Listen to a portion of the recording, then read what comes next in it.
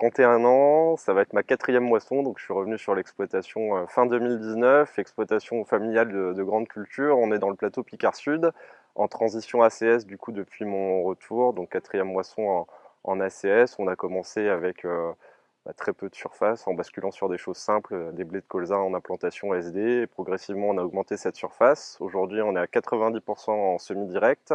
On est passé de 5 à 15 cultures par rapport aux problématiques du coup de salissement des parcelles, qui était une problématique inhérente à la ferme depuis quelques années, notamment en graminées, et par rapport aussi au changement climatique, avec des rendements qui plafonnaient un petit peu sur les cultures historiques.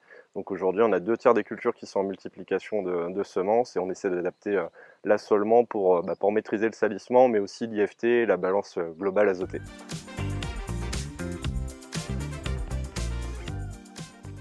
On a commencé à implanter nos premiers arbres en agroforesterie il y a 18 mois à peu près. Donc on est aujourd'hui à peu près à 18 000 arbres implantés sur l'exploitation. On va remettre encore 4 000 l'an prochain, donc ça commence à prendre forme.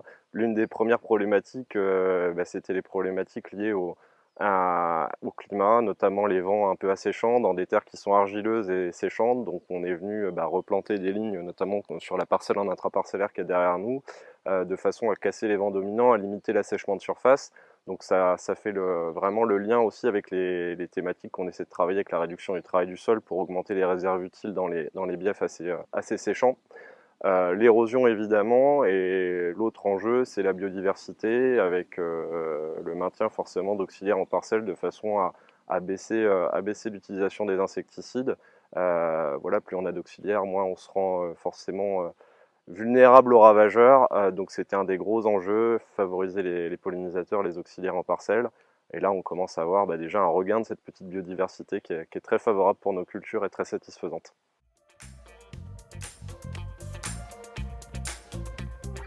Donc chaque parcelle est un petit peu différente, donc c'est pour ça qu'il y a 40 essences différentes aussi par rapport au type de sol.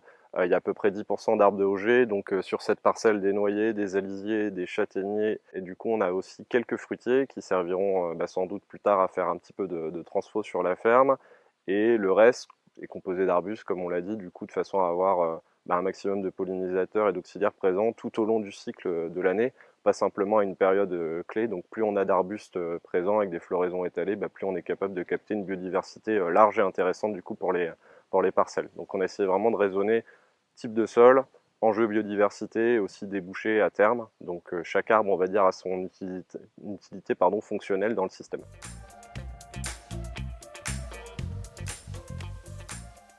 Alors à très court terme, les arbustes, on va se répéter un petit peu, un intérêt évident pour la biodiversité et pour les cultures. Pour l'aspect plutôt moyen-long terme, on va avoir du bois énergie qui pourra émaner justement des haies, qui pourra être intéressant pour faire du BRF, pour faire du bois de chauffe et alimenter éventuellement des chaufferies locales, des écoles, des piscines. Donc ça a un sens à l'échelle de la localité, d'essayer de recréer des filières circuits courts entre guillemets sur de l'énergie verte et de la biomasse. Et forcément, pour les arbres de Auger, on va être sur un scope beaucoup plus long terme. Donc j'ai 30 ans, j'espère pouvoir les voir pousser, mais évidemment le débouché du bois d'œuvre est plus long. Mais voilà, c'est aussi un investissement sur le long terme et j'espère pouvoir en profiter dans quelques années.